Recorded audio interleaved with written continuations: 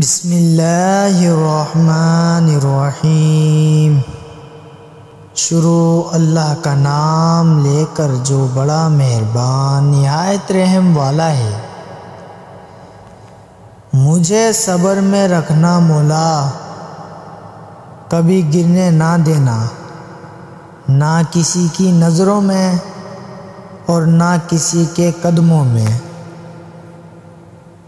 ایسی غربت پر صبر کرنا جس میں عزت محفوظ ہو، اس امیری سے بہتر ہے جس میں ذلت و رسوائی ہے۔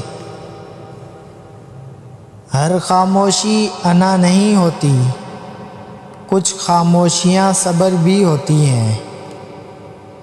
صبر رکھو اور اللہ کے فیصلوں پر خوش رہو، تمہیں بہتر نہیں بلکہ بہترین ملے گا۔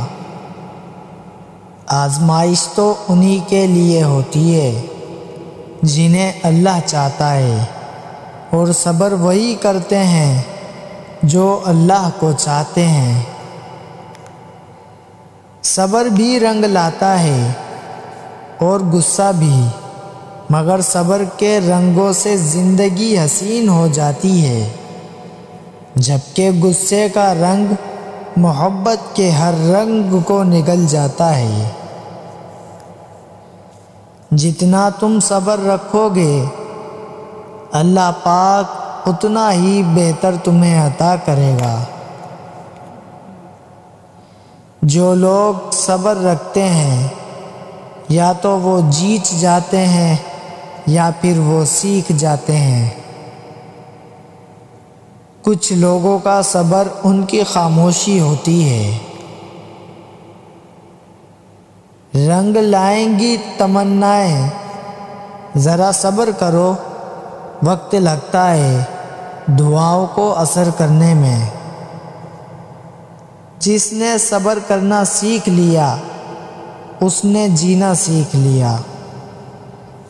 صبر رکھو، ہر چیز آسان ہونے سے پہلے مشکل ہوتی ہے۔ جس میں جتنا صبر ہوگا، اس کی دعاؤں میں اتنا ہی اثر ہوگا۔ پوچھا گیا صبر جمیل کسے کہتے ہیں؟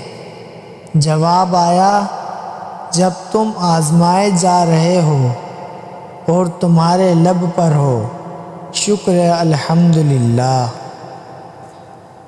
صبر کی دو صورتیں ہیں، جو ناپسند ہیں اسے برداشت کرو، اور جو پسند ہے اس کا انتظار۔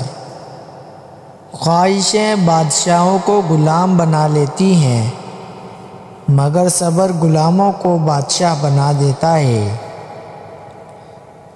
انسان اگر صبر کرنا اور معاف کرنا سیکھ جائے تو زندگی آسان ہو جاتی ہے۔